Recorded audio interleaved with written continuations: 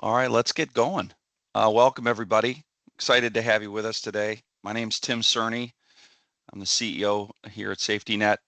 With me today is Greg Harrand, an account executive on our team, and just happy to have you with us and welcome you to the seminar that we're having, or the webinar, I should say, on artificial intelligence and specifically Microsoft's AI product called Copilot. We're here to learn more about it and its impact on us and our businesses. And as I this is the third presentation that we've done on this, and we've done it 3 times because each time we do it, it draws more and more interest.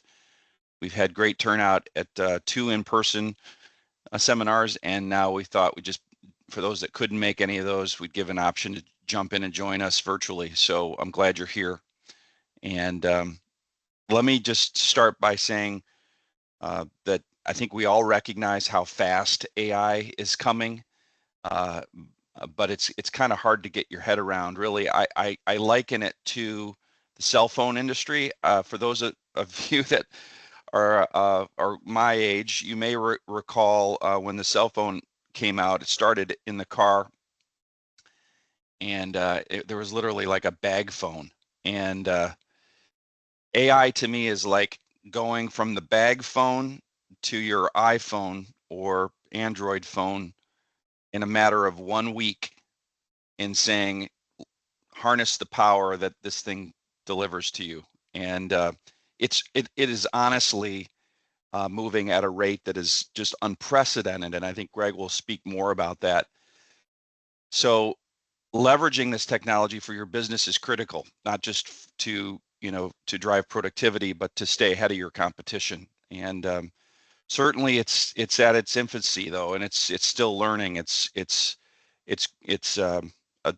adapting to our questions and our prompts, and learning to deliver better and better material to us. So I honestly, I think that we're all excited about it, but we're all kind of nervous too, because of what it can deliver. And I'll share an example with you. I think that leveraging artificial intelligence in your business is exciting, but it can deliver some results that may not necessarily be what you're looking for. I'll give you the example of like a new employee. If I was to walk down through our network operating center and introduce myself to our newest employee and have a nice welcome conversation, get to know them, ask some questions about them, and walk away from that kind of encounter, they might say, boy, that was an interesting and cool encounter. Tim seems like a nice guy. Let me ask Copilot, tell me everything about Tim Cerny that I should know. Copilot would kind of go outside of our tenant and look out and find information in the World Wide Web about me, but it would also search within our tenant to find information. And if our business permissions and our business wasn't set up to properly protect key data, that new employee with an innocent little question could be hand delivered all kinds of information related to compensation, HR files, on me or anyone that they inquire about. So certainly we want to make sure that as we enter into AI and leveraging it, that we have the right protection and permissions established in our business so that we can use it safely. So this seminar obviously is focused on Copilot, and Greg's going to be executing a demo that is built by Microsoft. We're not going to be kind of opening it up to and showing you utilizing our within our tenant because of confidentiality and different things that it could cough up that we're not really ready to share with the world. But it's a really cool and exciting demonstration. I think you're going to really enjoy it. We have 2 objectives. So our first objective is to give you a sense of how to use Copilot. And I think that that's pretty exciting, some of the things that you're going to see. And then the second is just how to prepare your business for it. Because as you want to get started, as I mentioned a second ago, you just want to make sure you've got the right parameters and security in place. So with no further ado, let me turn it over to Greg. Greg is an account executive on our team here at SafetyNet. He has a strong background in accounting and financial systems and 30 years experience in IT. So, and he, by the way, is our subject matter expert on artificial intelligence. So Greg, I'll turn it right over to you. Thank you, Tim. As we get started, one of the things I just wanted to mention about Copilot and why did Microsoft choose the name Copilot? I sometimes get asked that with AI.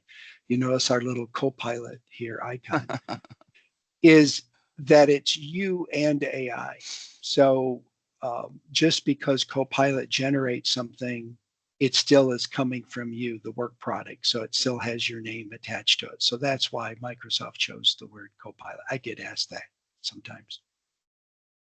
So we're going to go through what is Copilot, kind of a little background on AI, but most of the time is going to be spent on a demonstration of how to use Copilot. As Tim mentioned, we're going to talk about how to get started, and then we'll have questions at the end. If you have any questions during the presentation, feel free to use the Q&A button within Teams and pose your questions. So the world is changing as we know it, right? Industries are transforming rapidly. Drivers for economic growth are just constantly changing. And AI is driving that. We're hearing that every day, right? But we can't be afraid of it, as Tim said. As Steve Jobs once said, innovation is the ability to see change as an opportunity, not a threat. Some people are a little bit afraid of AI, but if we embrace it, it can be a great tool for our business. So, as Tim mentioned, kind of interesting observation, for mobile phones, it took 16 years to get to 100 million users. The use of the internet took 7 years to get to 100 million. Facebook, 4.5, but ChatGPT, 3 months. So that's how quickly we're embracing AI.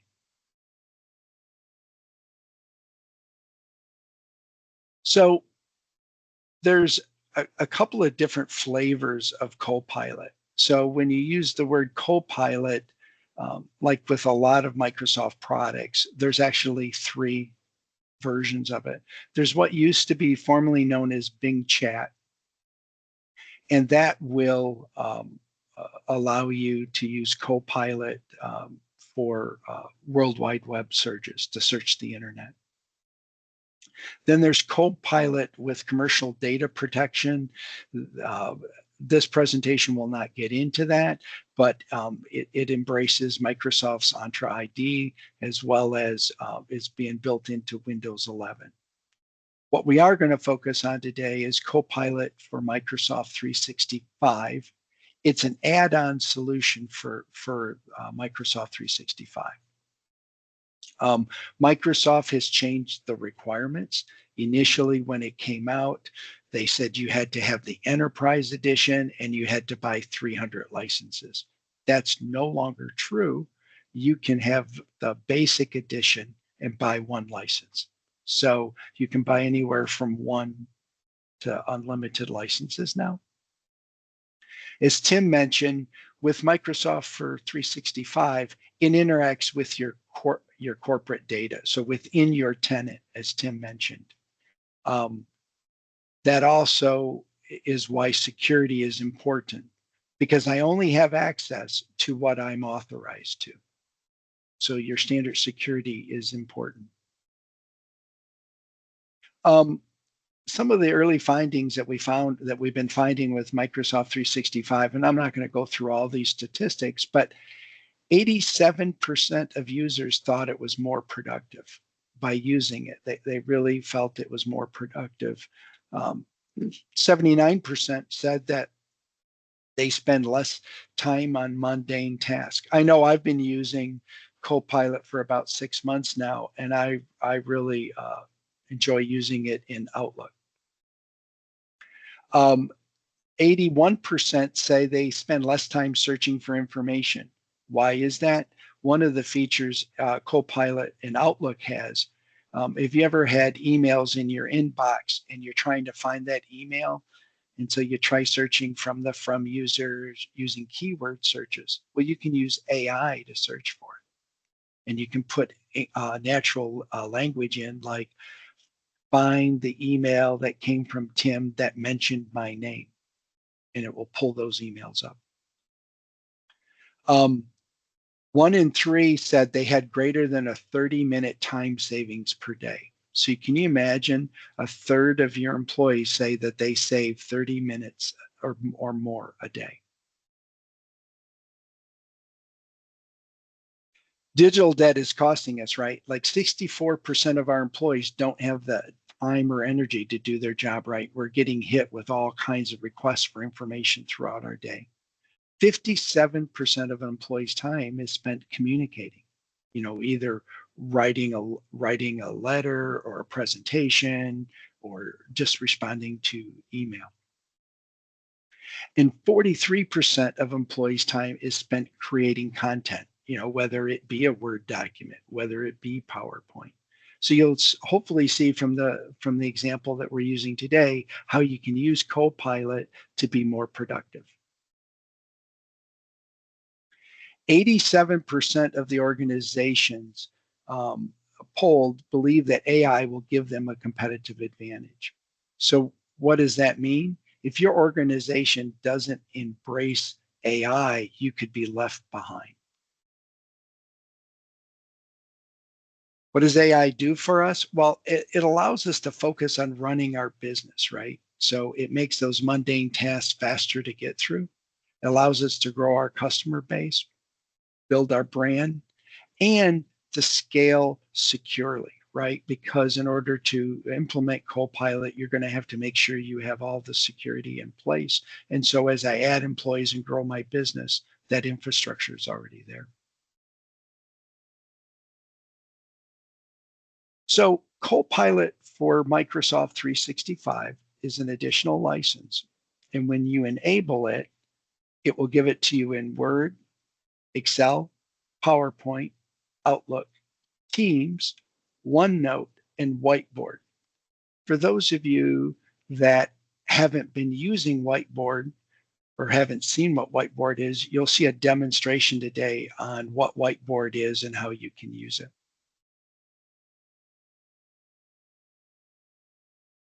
So how does Microsoft Copilot for 365 work? Well, there's 2 basic components. There's the semantic index as well as the Microsoft graph. What we're talking about is the graph is the connector. It goes and pulls. I've got another slide right here. The graph is what pulls the data together, right? And it's that allows me to pull the data that I'm authorized to. And today, there are some connectors that are already built that for the Microsoft platform. So as we mentioned earlier, if you have your files in SharePoint, OneDrive, Outlook, all that will automatically be pulled in. The question I get asked is, well, our company hasn't made the migration to SharePoint or OneDrive. Can we still use this? The answer is yes. There is a connector that allows me to connect to my on-prem file server. The next piece is the semantic index, and that sits on top of the graph. And that's what takes the query and allows me to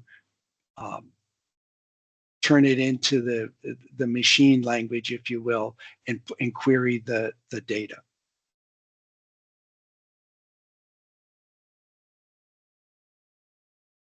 So I've been talking a lot about Copilot and AI, but that's not why you all came today, right? You want to see Copilot. So that's where I'm going to spend the majority of the time this morning, is talking about Copilot. But before we get started, I just want to kind of set the scenario for our demonstration. As Tim said, this is a recorded demonstration. Why? Why do we use that? It's because every time I execute a query, I can execute the same natural language query and I can get slightly different results. So for a demo, it kind of is a bit unpredictable. But if you, and this is at the end of our presentation, in addition to these Copilot informational sessions we've done deep dives into Outlook, Word, and Excel, and those are recorded on our website. And at the end of this presentation, I'll show you the links to those. But I thought this was a great demonstration because setting it up is we have Lee Gu. He owns a VentureWorks bicycle, and he has to wear multiple hats. He's a small business. They've had an issue where they have to do a recall on a part. So imagine in your business if you had to reach out to all your customers and say, hey, we have a recall, what that would involve. So that's what the scenario is. So think about your own day, all the emails that you have to do, the deliverables you have to create, whether it be a Word document, maybe writing a press release, maybe as simple as writing a job description. So we'll get that opportunity. So I'm going to start with an example using Outlook. And in this example, you'll see how Lee uses Outlook. So the first thing is he has to get into his email, right? We've all been there, right? We've been out. We're going to get back into our email. The first thing is Lee has an email up here from his accountant, Grady Archie. If I could interrupt you real quick, Greg. Mm-hmm. Sometimes this has come up in different webinars. For those that are having a tough time seeing some of the smaller text, if you pop leverage the pop out button kind of on the top bar, it'll launch that into a different screen for you and give you a little bit bigger view of the screen. I just wanted to add that for the viewers there, Greg. Go ahead. Okay, thanks. And so he's gotten this email from his accountant. He's talking about there's been a discrepancy. He wants Lee to respond to it, right? But Lee's busy. He doesn't have time to respond to it. So he's going to say, well, I'm going to reply. But I just want to, you see down here, I'm going to draft it with Copilot. I'm going to say apologize and confirm that I'm going to review this email. So it clicks that. Look how it drafted a nice email to Grady. It says, thank you for your email and bringing the issue to my attention. I apologize for any inconvenience and confusion that may have caused. So he goes on to apologize, saying that he'll look into it and follow up.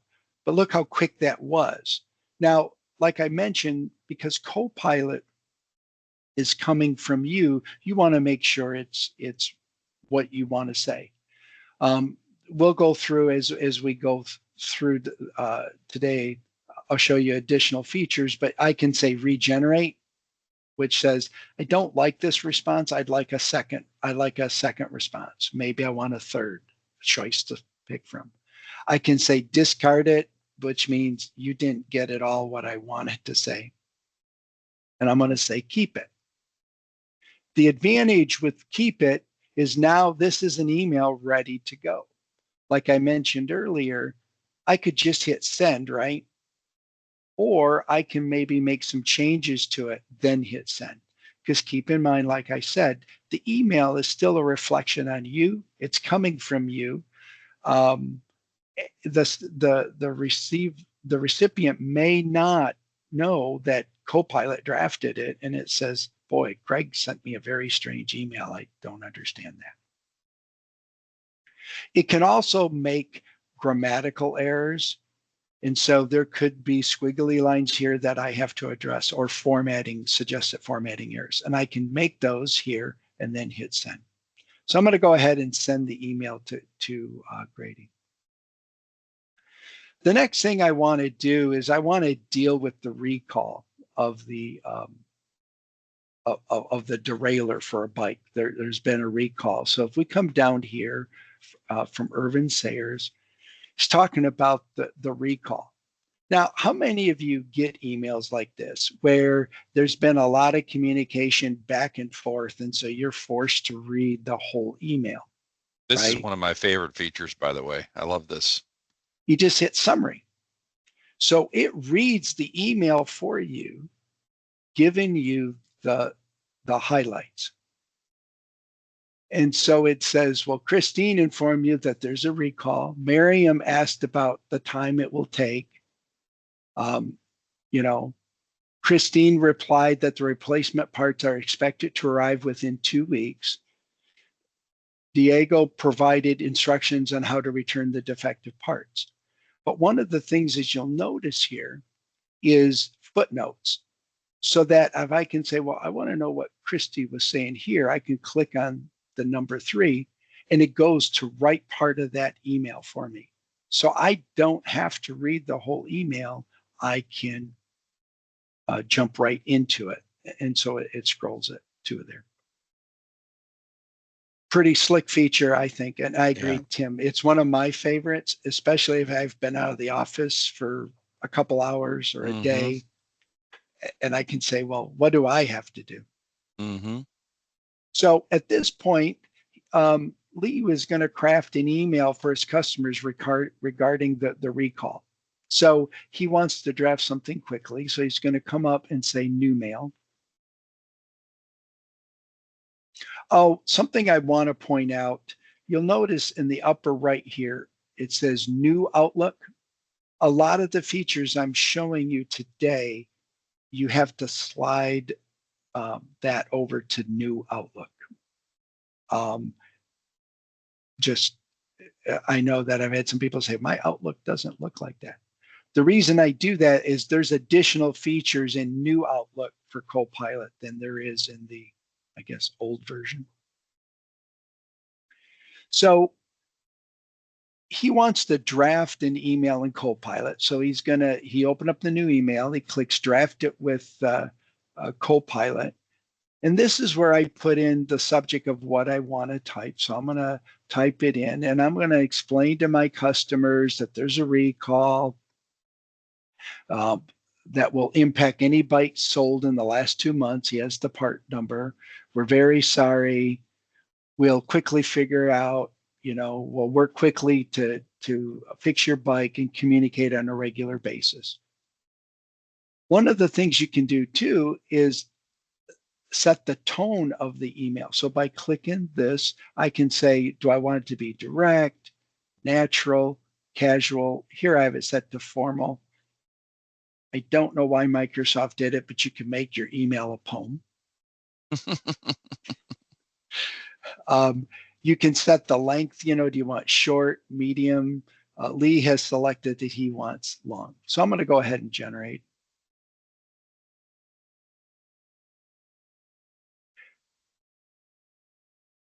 So in that little bit of typing, I've generated this entire email. Now, the one thing is, how did it get its content? It's looked back through past communications I had in my own Outlook. It's taken a look at any Word documents or Excel documents that I have authorization to for that part number. So that's where it's getting the content, because people kind of say to me, it's magic. It's not really magic. That's where it's getting the content from. And so you'll see that you can scroll through it. And, at the end, he says, it put in, we value and trust. We value your trust and loyalty. We apologize. It knows this is Lee's email, so it signed it. Thank you, Lee Gu. I like it. I'm going to keep it. Now, the next thing that Lee's got to do is he's going to drafts. And he's drafted an email to Miriam just saying, hey, I'm super frustrated. I really need you to step up and figure this out. We can't afford a big drop in sales. What are your ideas? So he's frustrated with Miriam. Well, Well, he's frustrated with the situation. Maybe not Miriam, but yeah. And so you know how like sometimes when you're crafting an email, you ask somebody to look it over for you and say, yeah. "Hey, can you give me your feedback?" Well, Copilot can do that for you, and I'm going to say coaching. So it's going to read my response to Miriam, and first thing it says, "Well, you could be more polite." Instead of saying I'm super frustrated, you could try changing it to I'm concerned about this situation. You can try adding more empathy. So that's just an example of what it can do. It Mhm. can provide you insight. Unfortunately, today, there's not a feature to click replace. I have to do copy and then paste it into my email. That's an Um, example of one of those emails that you write and you're like, I think before hitting send here, I just need to calm down a little bit, wait a minute, look at it an hour later before sending. Copilot took care of that for us. exactly. And so that's kind of the nice thing with this is that it, it's my companion. It's my Hmm. co-pilot. So that's an example of using Outlook of where I quickly got through some emails. I got to summarize it. I was able to respond to emails. So that's the demonstration of um, Outlook. Outlook. The next the next feature is Teams. So how many of you sometimes have multiple meetings to get to, or you're running tight on meetings, and especially in Sure. today's world, um, we sometimes stack up Teams meetings back to back. But so you come in late to a meeting and you're like, what's been, happening? Well, I'm going to go ahead and launch Teams. We have a meeting to talk about the recall. And as all of you know, the red line means where I am in the process and I'm late to the meeting. But I'm going to go ahead and join it anyway.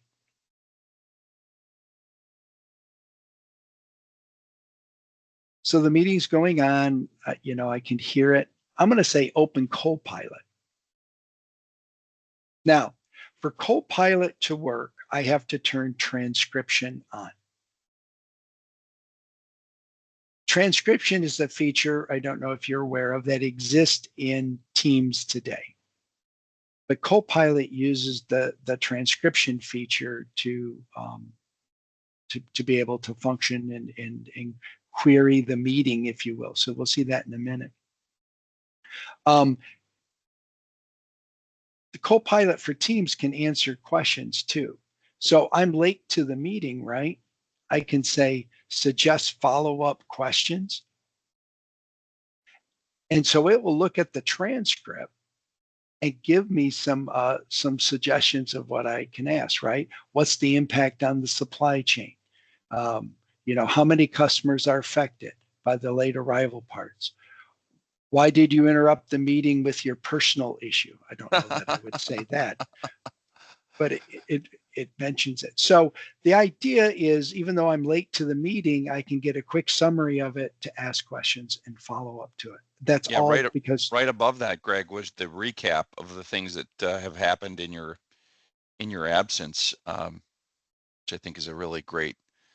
So as you enter the meeting late, you can get that quick update on what has taken place so far, and then to cough up to take it a further step and cough up questions for you to ask that would be smart.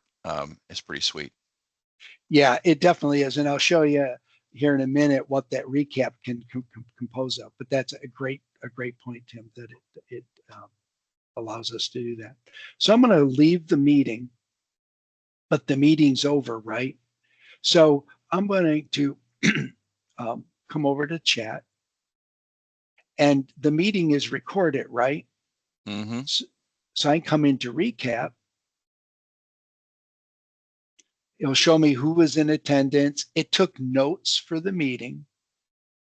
It kept track of every place I was mentioned, and here's the transcript if I want to see it. So I so I can come over here to the meeting notes, drill down a little bit more. It's talking about what they discussed, right? I can go to the mentions and go, oh, what did they say about me? And they're saying, well, thank you, Lee, for your support and understanding. And Christy said, thank you, Miriam and Lee. So I could go to that part.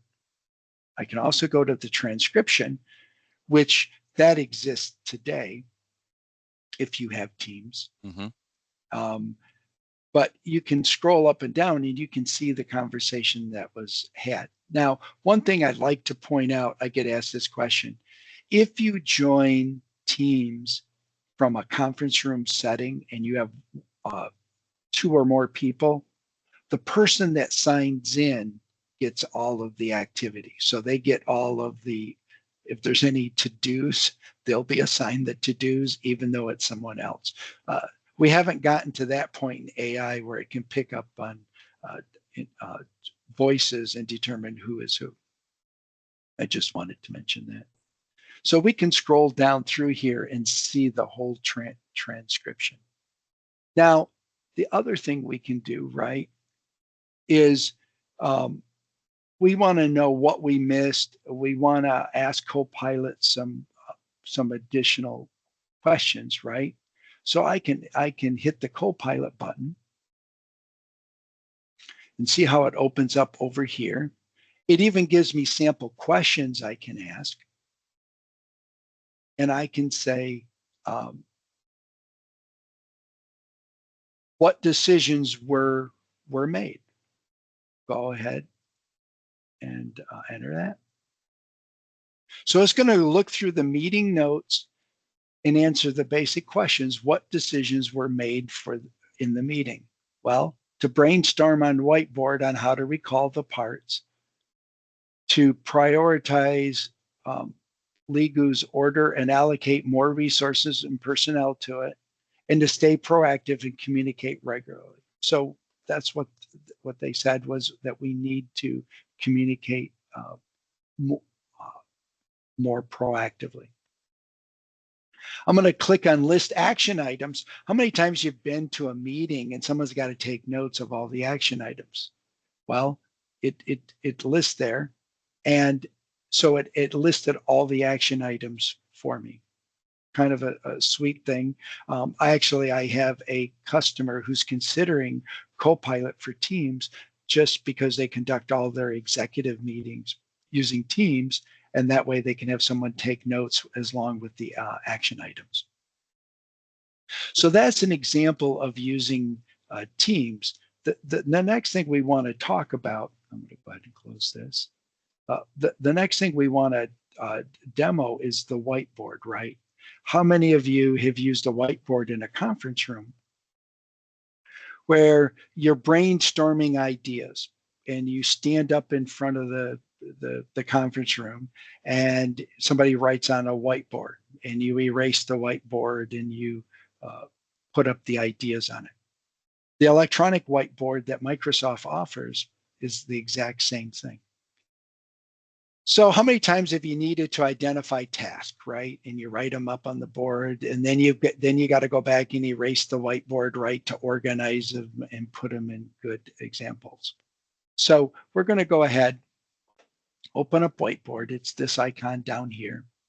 I'm going to open up the whiteboard called the supplier parts recall. And one of the things that we want to do is we want to generate and organize our ideas. So we're going to go use Copilot to do that. And we're going to have Copilot suggest action items to us. So we give it the basic, what our basic problem is, right? I need to recall bicycles because of a defective part. What potential activities or actions should I plan for? So it's going to go ahead and generate those ideas for us. As you can see, is notify customers, arrange for repairs, provide refunds if necessary, update product documentation. It generated 6 ideas, but I said, I want more. So generate more. So it's going ahead and it's generated 6 more ideas, as you can see. So I'm going to go ahead and insert those 12 ideas. And as you can see, the ideas that it generated was notify customers, right? Coordinate with regulatory agencies, prepared for increased customer inquiries, right? Customers are going to be calling up and asking questions. But I want to organize this. I don't want just a bunch of ideas. So I'm going to hit categorize in Copilot. And Copilot is going to read those and come up with 4 basic categories: customer support, product remediation, communication, and regulatory compliance. And it placed each one of those activities under that area. At this point, I say, yep, I could hit regenerate. The other thing that you can do, I want to point this out, is a thumbs up or a thumbs down. So if you tell Copilot, I really like the ideas you're giving me, or I really don't, that's how you train Copilot for yourself. It gets to know your style of writing. So I'm going to say keep it. Now we want to dive into an activity to get tasks that need to be done, right? So under the product remediation, under the arrange for repairs, I'm going to click on it. When I clicked on it, you'll see up here in Copilot, I can say I want to suggest activities. So just like before, it's going through and reading it and saying, oh, to do that, you need to schedule regular maintenance checks, keep a list of trustworthy contractors, create a budget. So I'm going to go ahead and hit insert those because I like those. Again, I want to categorize. So I'm going to click categorize. Now think about this, and the whole time, if you were in a conference room with a whiteboard, what it would take to do this. This is amazing. And so if I go, yeah, I like the categories it came up with: maintenance, contractors, budgeting, emergency. I'm going to say keep it. So after generating, content and organizing your content, Lee wants to summarize the recall actions into a loop component. I'm not going to go into Loop today, but there is another product from Microsoft that you get with Office 365 licensing, and that's Microsoft Loop. But it lets you build and work with the content kind of like in tables and tasks. So you'll get to see that. So I'm going to select the Copilot icon. I'm going to say summarize it. And it's going through and it's generating that for me. And it did it more like in a Word document for me. And I'm going to say, yeah, I like it, right? It talks about customer communication, product returns, stakeholder communication and financial impact, preventative measures. I'm going to go ahead and keep it. Now, the next thing I can do is take a look at what it's generated for content, right?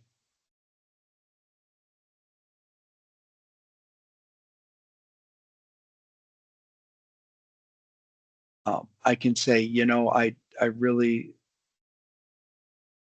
I like this. And so now I want to fit this all on one screen, right?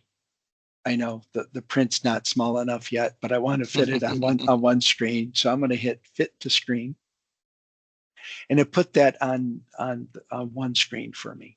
So you see where we came in with the brainstorming, came up with the 4 categories: customer support, product remediation. Product remediation, we've drilled down into maintenance, contractors, budgeting, emergency, and then we came up with the task. So that's what Whiteboard allows me to do. With Copilot, it allows me to generate the content much like you would if you had a room full of your colleagues. Now, you could still do this in a Teams meeting using Whiteboard and Copilot, generate the content. But like I mentioned earlier, you can then edit the content because it's your content as well. So that's an example of using the whiteboard. Now, the next piece to this, right, is the financial impact. Lee wants to know, hey, what's the financial impact of doing this? Well, what do we usually use for financial analysis? We use Excel. Mm-hmm. If you go to our website, there's a recorded demo where I did a more deep dive on Excel. Um, I think this is a good kind of time to note that there are API available for Copilot to connect to different financial systems. Is that correct, Greg? that is correct. So it's constantly changing. I would say daily, the companies out there. If you're on Microsoft, any of the Microsoft products, those exist today. Okay. And more companies are developing them. I know Sage just announced one for some of their Okay. products. Okay. So, yep, it's So coming. if you don't have an API to connect your Microsoft Copilot to your financial systems, it requires you just a download of a spreadsheet currently, but it does have that capability to connect. Yeah, and the other thing is, if for some reason you have a custom system or you don't want to wait, Microsoft provides a tool to allow you to write a Okay, connector to your system. great. So we're going to go ahead and open up Excel. And like Tim mentioned, we all have the ability with our financial systems today to generate data out to Excel, right? So don't let that stop you from using Copilot for Excel. So the first thing, in order for Copilot really to work, right, it needs data organized in rows and columns, and much like a table would be, right? So I'm going to come up to Copilot up here in my toolbar, click on Copilot.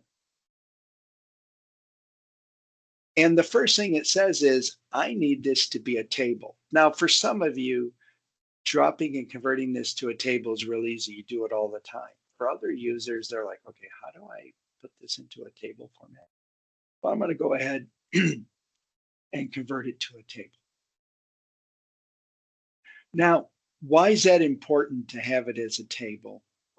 Well, for those of you that use tables all the time, you understand the benefit, right? Because these column headings actually become field names. So instead of saying, take quantity on hand and multiply it by production cost, or quantity sold, excuse me, and multiply it by production cost, so F times O, you can actually use the field names. And you'll see that's what Copilot uses. If you take a look over here, you can use Copilot to create formula columns, highlight data, sort, filter, and analyze. Um, you can also ask questions. You'll see that it says, I'm done. I've created the table for you. This is the range I created, right? So I'm going to go ahead and I'm going to select, I want to highlight. And I say, I want to bold. When I said I wanted to highlight, it gave me questions. And I go, yeah, I want to bold the top 10 values of quantity sold. So for those of you that are familiar with conditional formatting, you go, what's the big deal?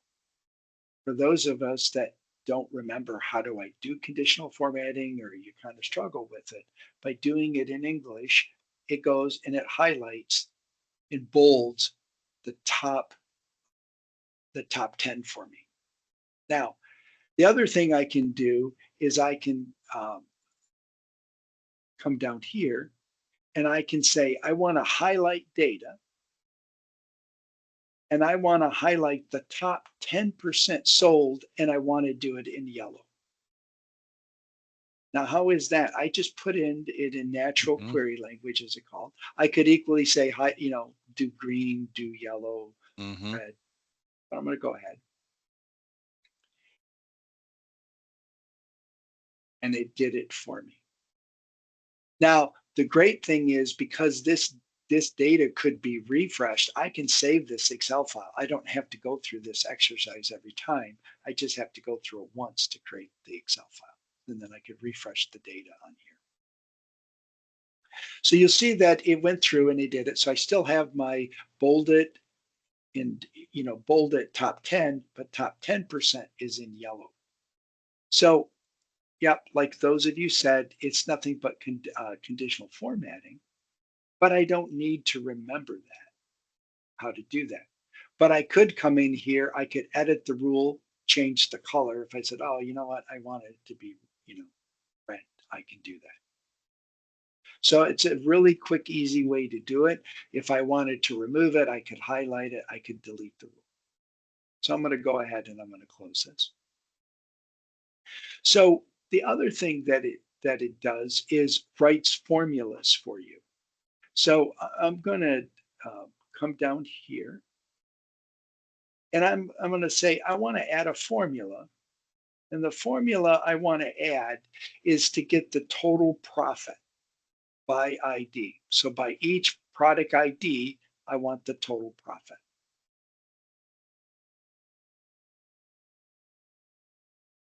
Because I use good descriptive column headings, and I should mention that, because I use good descriptive column headings, it's going through and going to write the formula for me. So I can say, explain the formula that you came up with.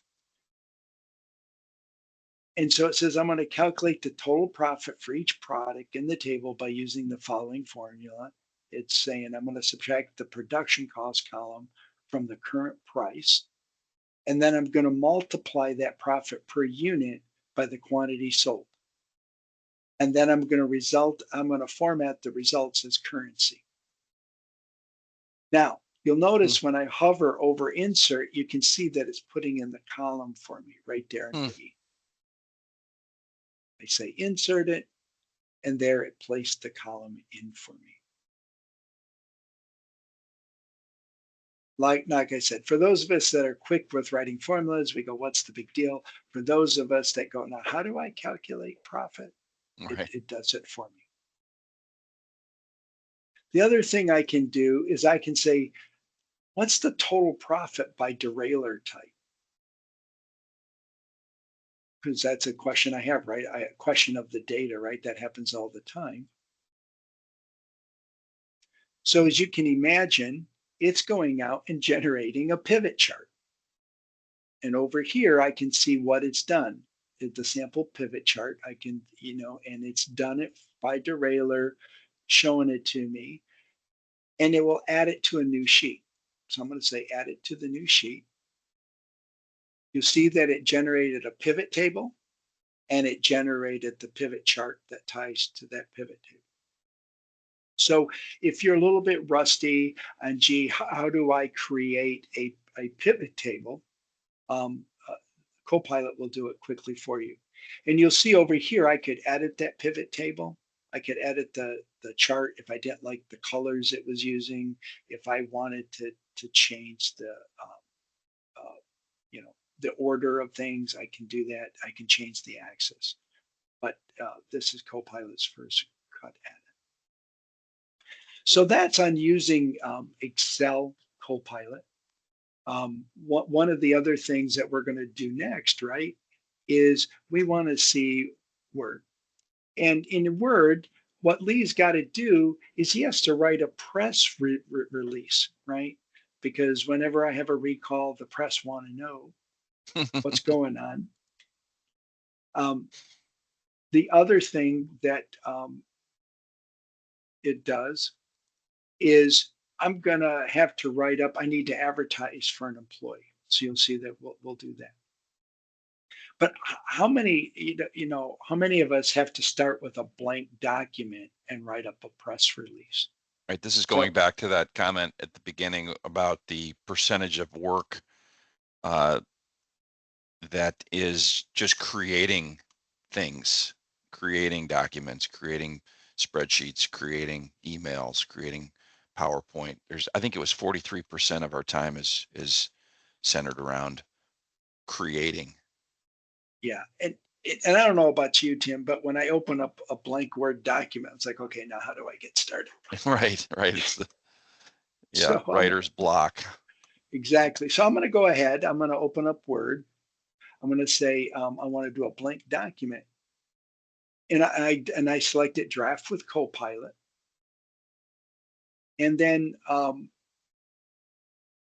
going to say write a press release announcing the delay in the recalled parts and communicate um, Adventure Works Bicycle's next steps to address the issue. Now, keep in mind, we've had communications going on, we've had emails, we have Teams meetings. So it's going to go ahead. I'm going to say generate, and it's going to go ahead and generate that content for me. Look how quick that was to generate that. I think that's just amazing. Again, it's just going in. You didn't you didn't give it the specifics or at all with that prompt. It went into the Office 365 ecosystem and grabbed all the information that it assumes is related to this recall. Exactly. And, is it 100% accurate? It gets pretty close. So you still have to read it, but look Hmm. how quick, now you're Yeah. editing something as opposed to creating content. Hmm.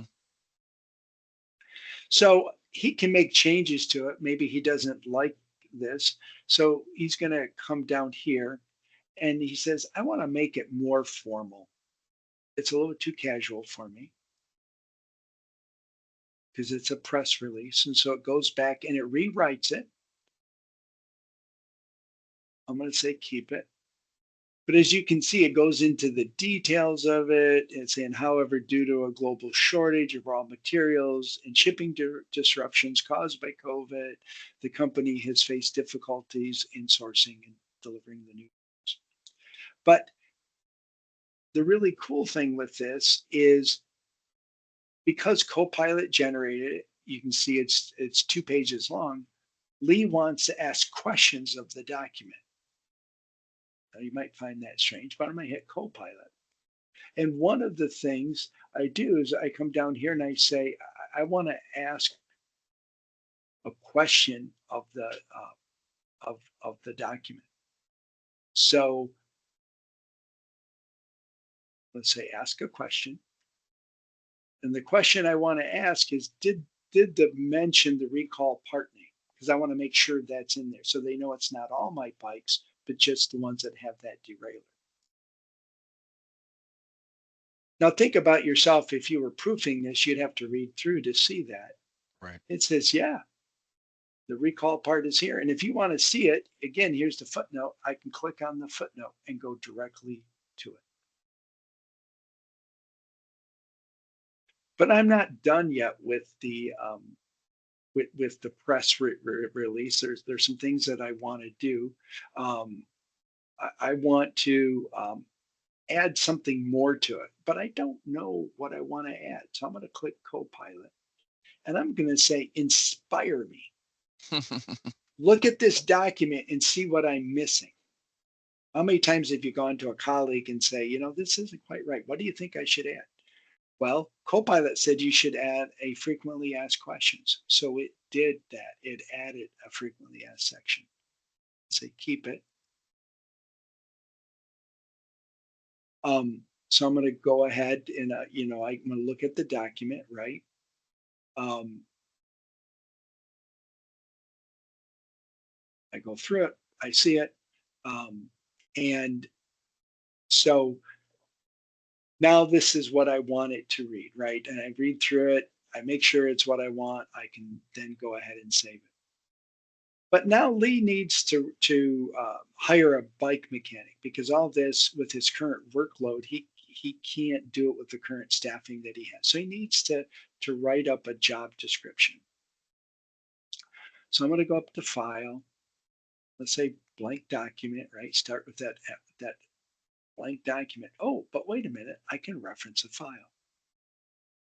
I already have a job description for a bike mechanic, so I'm going to use that. Now, why did that come up? Why did it know bike mechanic? Because that's the last thing I worked on.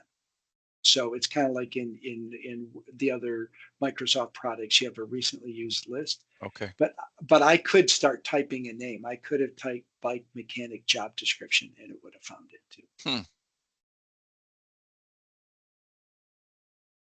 So then I'm saying using that file, create a hiring document for my new hire. So generate. So I took that job description and wrote up the job ad for it. Pretty fast. Yeah, and so you can see it there. He can, Lee's able to customize this by making changes using Copilot. He in this case, let's say he wants the introduction to sound a little more warming to select To attract the the candidate. yeah, the company culture, if you will.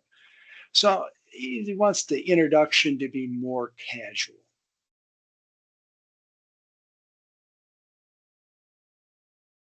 So you see that it Mm-hmm. rewrote it.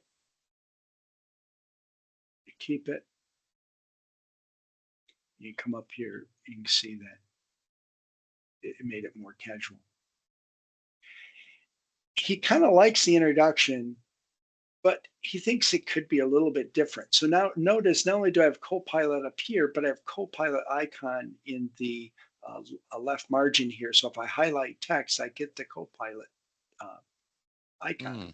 I can click it and I can say rewrite just this paragraph, not the whole document, just this paragraph. And so it wrote it for me. I can say, I like that, replace it. So it's a way to not have to rewrite the whole document, but just certain parts of it. Again, you would look at the document and hit save. So that's an example of using Word. I generated a press release. I generated a job ad for it using a job description I already had. So that's an example of the Word component to it. Now, the next thing happens, right, is I've hired the new employee. And so I have to uh, I'm going to make a presentation to him, talk to him about the company. So I'm going to go ahead and I'll show you how to use PowerPoint in Copilot. So we're going to open up Copilot. Excuse me, open up PowerPoint here. And I'm going to go ahead, as you see, it starts with a blank PowerPoint. I'm going to hit Copilot. And I already have a file, right? So I don't have to start blank. So I'm going to say create a presentation from a file. I already have an onboarding document, right? Because HR has an onboarding document. So I'm going to say select that. And so I'm saying create a presentation from the uh, bike mechanic onboarding document. So how many times have you had to do that? Just create a PowerPoint presentation and you already have a Word document. You can base the presentation on that. Look how quickly it did that. It put it together for me. So, he wants Copilot. Copilot already added the visual appealing, right? It went in and it added some graphics for me. But he wants to make sure he gets the message across. So he wants to organize this. So he's saying organize the presentation. So you'll notice what it's going What to do is it's going to create sections. Yeah, what I think is just amazing about that is like, how does it know to organize this information?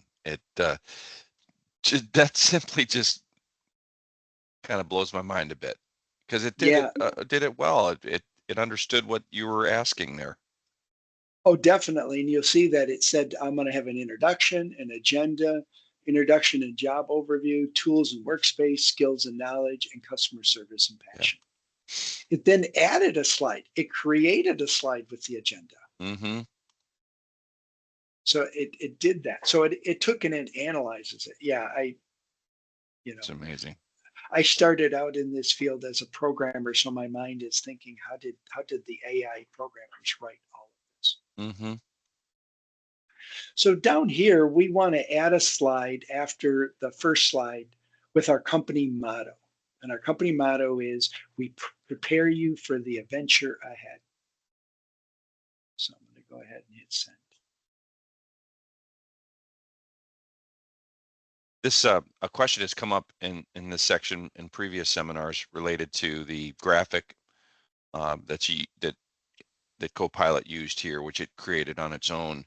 The question Mhm. was, hey, we have a company template for PowerPoint presentations. Can that be kind of automatically inserted? What are your thoughts on that, Greg? Yes, you can. You would open up the blank document with the template, and then Copilot would work with that Mm, template that you good. have. Yeah, good question. Thanks, Tim. So it put it in there, um, but he wants to add an image, right? His images make an impact. He wants to add an image. And what he wants to add is on the company motto page here, he wants to add a person riding a mountain bike. Now, think about that. If you wanted to do that, Tim, you'd go out and search the internet. Mm-hmm. Well, Copilot does that for you. And it went out and found this picture of Cropped it somebody. just perfect size and dropped it in there for me. Mhm. Now, again, because I'm editing this document, I can go ahead and move that around. I can also tell Copilot down here, um, generate another image of somebody riding a bike. Mm-hmm. I don't like this one. Give it a thumbs down, Mm-hmm. um, which is just incredible to me. Now, one of the other things you've seen me doing throughout this presentation as I've been typing in the Mm-hmm. commands down here into Copilot, you see that Copilot also lets me use the microphone. So I can speak to Copilot and give it an instruction. So I'm going to go ahead and I say update the headers in the presentation, um, update the headers in the presentation to be all blue. So it went through and it Oh, wow. updated them all to be blue. And I did that by speaking to it. So now Lee has created that onboarding presentation for that new bike mechanic. He's, he's gotten through it very quickly with with the PowerPoint. He can go ahead and save it. He can edit it, but that is really kind of a slick feature, how fast you're able to put that together by using a Word document. So how many of you have to do a PowerPoint presentation and you can use a Word document that already exists and generate at least the beginning of that presentation? So Tim, do we have a few more minutes? I've got one more thing I could show. Yeah, we're on track. We're Yeah, scheduled to finish in about 25 minutes, and we want to make sure we leave some time for questions. So yes, we do. yeah. Okay, great. One of the things I want to go back and show you with Teams is one of the things that happens in Teams, right? Is I have a bunch of chat history. Wouldn't it be great if I could maybe use Copilot for that? So in this case, so I'm going to go ahead. I'm going to open up Teams, and so you can invoke Copilot for chats and conversations that's already happened. So I can come up here, hit Copilot, and if you're like me, you use Copilot a lot throughout the day. So, you know, by the end of the week, I've had hundreds of chats. So I can say, highlight chats from the past day. So it goes through all of my chats and it will highlight it and give me the key takeaways from each one of those conversations that have happened in the Hmm. last day. The other thing is I can say, how is Adele feeling about the repairs? Now watch what Copilot says. It knows how we feel. It says, I'm sorry, I can't infer or Okay. speculate about her feelings. Okay. That So would be a little my, scary.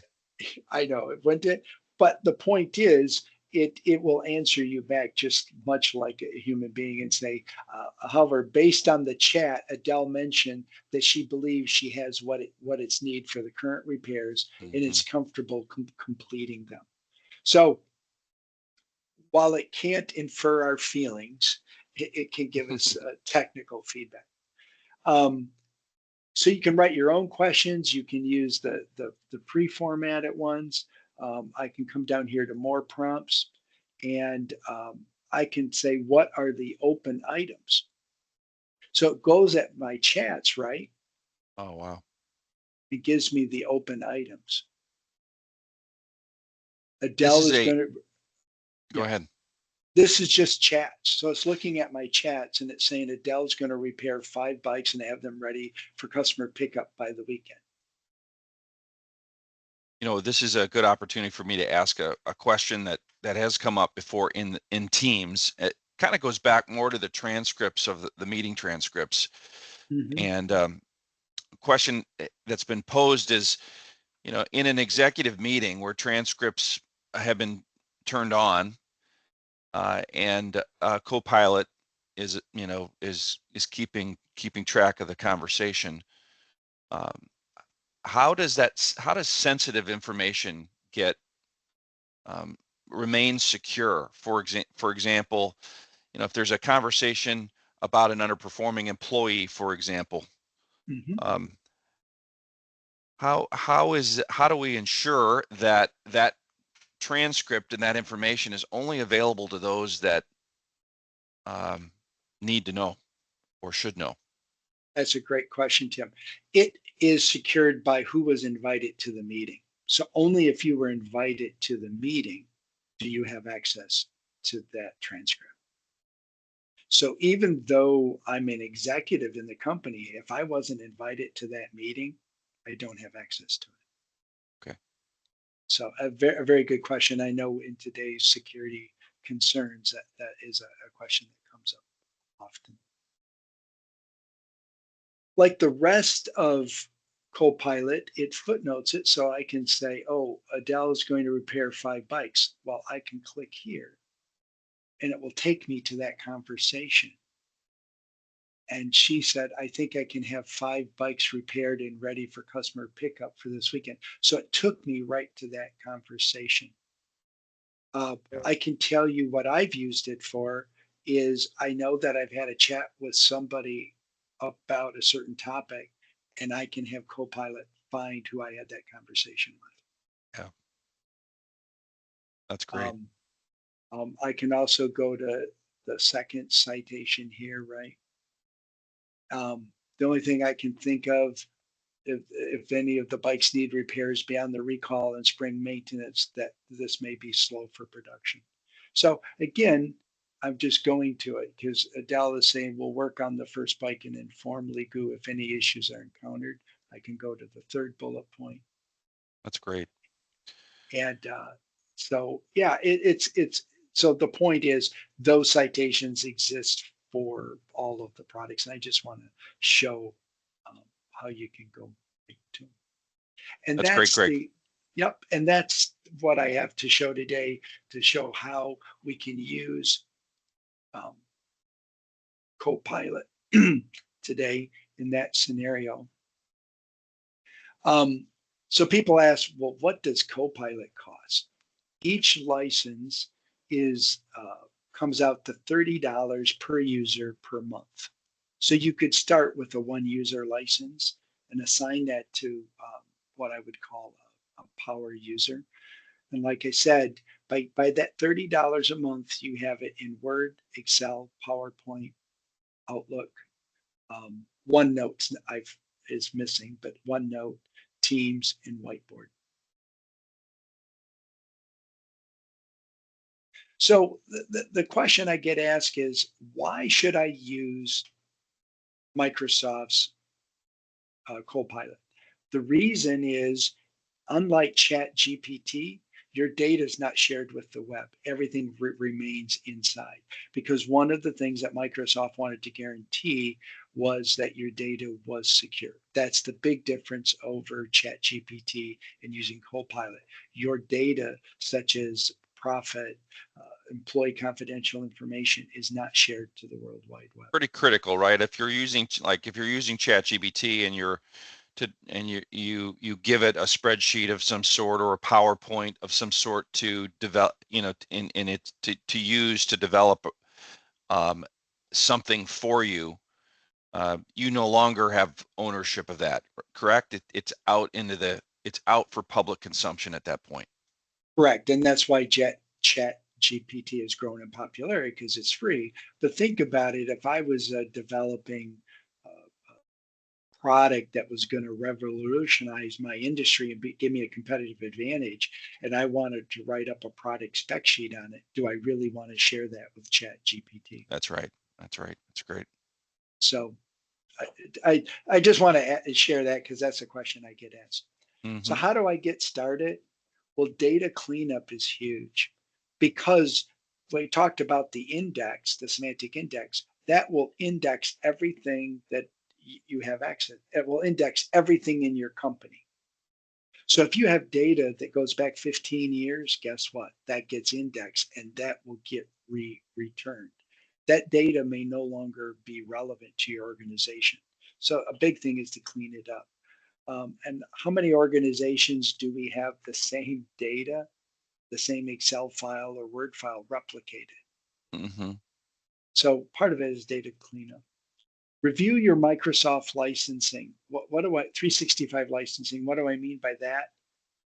Well, there's certain security features that are available in certain versions, like Premium, 365 Premium has a lot of great features. One of the things I get asked, and it has to do with the buzzword is DLP, data loss prevention, is I can tag documents so that I can make certain things sensitive. You're going to find in a lot of your agreements today, you're assuring your vendors and your customers their data will not be shared with AI tools. The only way you can do that is through security. Business Premium gives you more. Consider moving to SharePoint and OneDrive. It's smoother than using your on-prem file shares. Well, so while it's possible, using SharePoint and OneDrive is more integrated. Take a look at your user accounts and what they have access to. Do I have, people who have left the organization that I should remove their accounts? Along with that, look at everybody's permissions. And then we say, purchase Copilot for your power users. That may be 1 or 2 people. So I think one of the things we want to make you aware of is next Thursday, we are putting on a Copilot readiness webinar. So you heard today what Copilot is. This is, how do I get ready for it? I think that's very important. The other thing is, I mentioned in this presentation, webinar recordings that we've previously did. So they're out there, so feel free. I believe that today's presentation will be recorded and put out there. So if any of your colleagues weren't able to attend, this recording will be out there. The other thing I'm just going to show you very quickly is one of the things that Microsoft did for us was they have this whole prompt library. So if you can't think of questions to ask by product, this is for Excel. It talks about comparing columns, extracting text, looking up data. So it gives you sample prompts. So what you're going to see in the future is that learning to write prompts is going to be very critical to the use of Copilot. Well, this is a great opportunity to turn it over to and open it up for questions.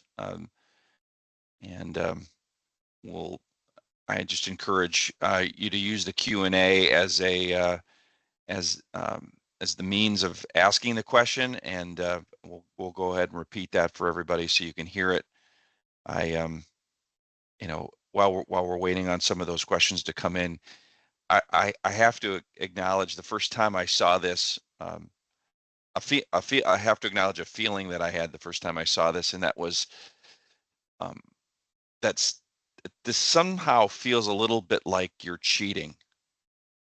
You know, I may not be I may know my way around Excel, but I'm not an Excel guru.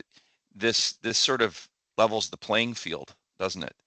I may not be the best at PowerPoint presentation generation, but boy, this kind of levels the playing field. Um, the organization that Whiteboard that Copilot did utilizing Whiteboard uh, was amazing, and it levels the playing field in regards to uh, talent almost. And so I I wanted to just acknowledge that and share that with everybody, because I think that that's a pretty real feeling. That at one of our last seminars, I asked people, I said, raise your hand if you feel like if this is a little bit like that, and many, and if not the majority, raised their hands. So I'll share with you that um, here at Safety Net, we're actually working on an AI policy to internally, to encourage and to say to our employees that this is okay to use, and that we encourage you to use this, because this is not going away. It's here to stay, and we've got to embrace this. And by leveraging this technology, we really hope to drive productivity to new levels that haven't been reached before. And we recognize that the talent that we see today, that's maybe the Excel gurus and the PowerPoint gurus and these types of skills, it's going to evolve to require and demand people to be incredibly good at writing natural language queries to gather the data that they have in their system effectively and quickly. It's going to change, and I just think that that's a wild um, and kind of hard to get your head around concept, but it's here. Oh, definitely. Say we do have a question.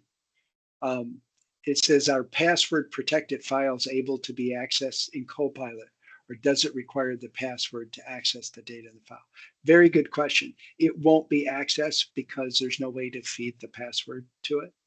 Likewise, a similar question I got asked on the same line of questioning is encrypted emails. If you have encrypted emails, Copilot will not be able to read the encrypted emails. So, good question.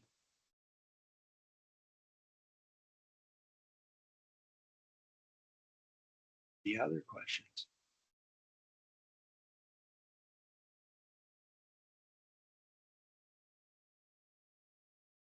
I would acknowledge that if you have some additional questions about how to prepare yourself and get ready, there, as Greg mentioned, there is a webinar coming up on how to prepare your company for it. Our team at Safety Net's developed a Copilot readiness project to help companies that are wanting to get started leveraging the technology. We'll be talking more about that in that webinar, but if you're interested in getting more information on that right away, please see your account manager. If you're a client of Safety Nets, if you're not, please just reach out to us on our sales line, and we'll or send us an email. We're happy to kind of get that information to you right away. Many of you also may understand and see that we've been promoting a big referral challenge. We've had a lot of fun with this. We're actually giving away a Polaris Razor side-by-side, the one you see featured there, to anyone that refers a new client to Safety Net, that we can sign on as a new client before October 15th. And so I just wanted to encourage you to consider business owners or business leaders that you feel might benefit from an introduction. to us here at Safety Net. We've got headquarters here in Traverse City, Michigan. A big office for us down in Farmington Hills, Michigan. So we cover the northern Michigan and kind of Detroit metro markets really well. Any clients in those within a couple hours of those areas are great. All we're looking for is an introduction. You don't have to know whether they need or are looking for IT. They just simply, we're just looking for that introduction, and we'll run with it and hopefully get you in the opportunity to earn and win one of these Polaris razors. So, or if you don't want that, $10,000 in cash.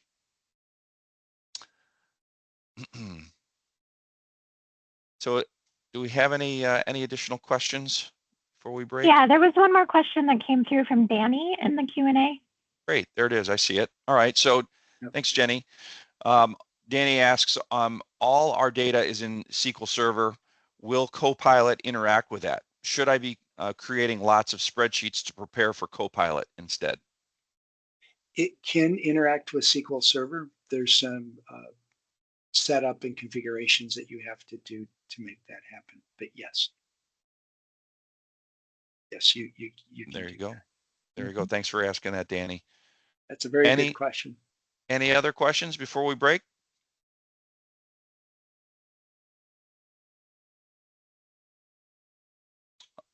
All right. Well, Greg, I want to thank you again for walking us through all of that. I'd like to thank Jenny for helping set up the webinar. Appreciate everybody participating today. Thanks for being here, and good luck, and let us know how we can help you. Have a wonderful rest of your day, everybody. Take care. Thank you.